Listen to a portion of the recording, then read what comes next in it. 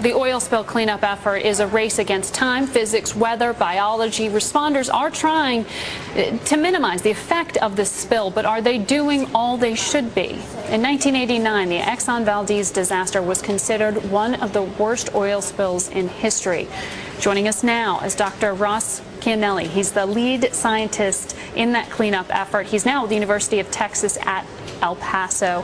Thank you for coming in today, Doctor. I want to ask you, it's so hard to find bright spots in this story, but I know in your research you found some, so to speak, in that you say the oil that's washing up on shores right now in the Gulf of Mexico, it's reddish, it's got sort of a moussey quality. You say that's a sign that the oil is degrading. That's a good thing. That's right.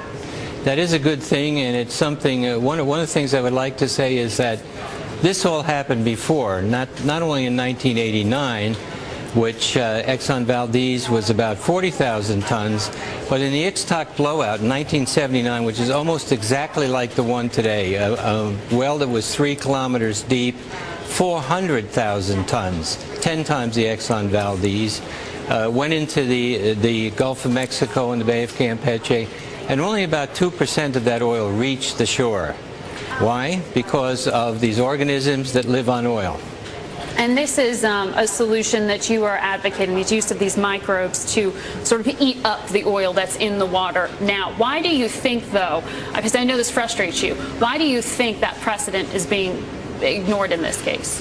Well, I just think that people are not familiar with the history. There's a lot of science and history behind this, and we're not adding organisms. They're everywhere in the world, in all the oceans naturally, because there's a huge amount of petroleum, 2 to 12 million tons a year everywhere in the ocean naturally seeping, and it's food for these organisms. We don't add the organisms, they're there. So what you did in Exxon Valdez in the wake of that to clean up is you encouraged the growth of these microbes. Is that fair to say? What we did, and I was the leader of the bioremediation effort, there were many people working on that. What we did was on the shoreline, we added nutrients to the shoreline, which accelerates the biodegradation.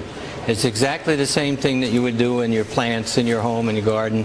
You add a fertilizer, nitrogen, phosphorus, and that limits the speed at which they can do it. Mm-hmm. Now, the counter to that, or one of the flies in the ointment, I was looking at a piece in the New York Times this week, and it said that bioremediation, as you call it, it doesn't really work in areas that lack oxygen. Some of the estuaries and areas may not be able to be accessed using this, and some point out that less than half the oil that didn't evaporate is still up there in Alaska in the wake of the Well, I say to anybody that it is true that you need oxygen. Of course, on the beach there's oxygen, but anybody that says that the Alaskan was not cleaned up, I ask them if they've been up there.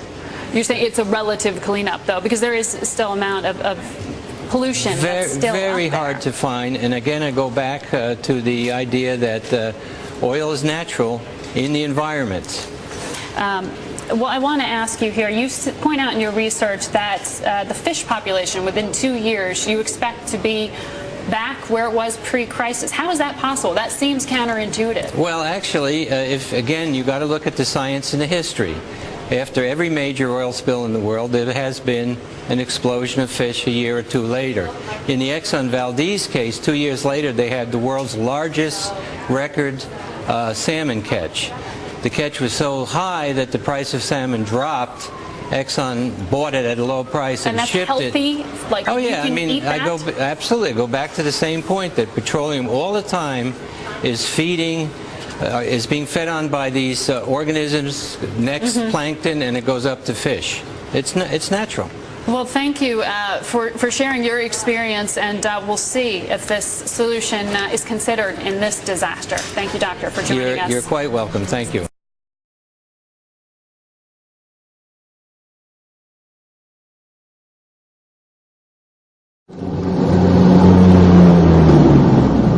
The people of Cordova, Alaska pride themselves on their independence. The remote fishing village along the eastern edge of the Prince William Sound is only accessible by air or sea. Cordovans are also resilient. They were dealt a near-death blow by the Exxon Valdez oil tanker spill in 1989, the largest oil spill in the U.S. before the unfolding disaster in the Gulf of Mexico. Nearly everyone in this town of about 2,000 has a hand in the fisheries. So when 11 million gallons of toxic cargo flowed into the pristine sound after the tanker ran aground, it cut to the economic bone of Cordova. The value of the permit is roughly, loosely based on what you would expect to gross in a season of income, and so the expected gross for this particular fishery went from $300,000 a year down to 11, and at that point, probably about 3/4 of the 270 permits couldn't even fish their permits. They were just out of business. The man-made disaster also hit the indigenous Iyuk people, who have fished the sea here for centuries. 20 years ago, in my family, and it wasn't too far extended, there were 5 fishing permits, and 5 of the men and families were fishing. 1 is fishing now, and he has no one that's going to inherit his permit. Glaciers like this provide the mineral lifeline for the delicate ecology of the Prince William Sound, some of which was permanently damaged by the oil spill. Conservationists say that best practices and preventative measures put in after the disaster are not being implemented elsewhere. To this day, oil contamination is still found on the beaches here. In the spill's wake, new U.S. legislation was passed, and millions of dollars went into changing the way oil is shipped out of the Sound. But those measures are not widely enforced in the United States. Unfortunately, the oil industry was able to influence Congress and prevent those kinds of oversight and capacities from being implemented outside of Prince William Sound in the Cook Inlet Kodiak spill area. And that's one of the big tragic legacies of that legislation.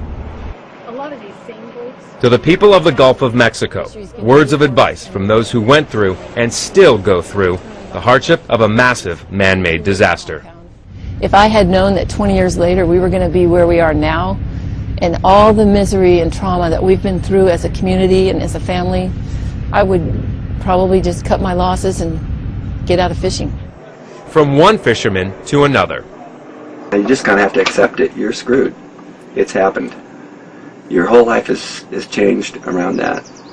So you need to stick together, take care of each other, because you're in for a long, long haul. Scott Heidler, Al Jazeera, Cordova, Alaska.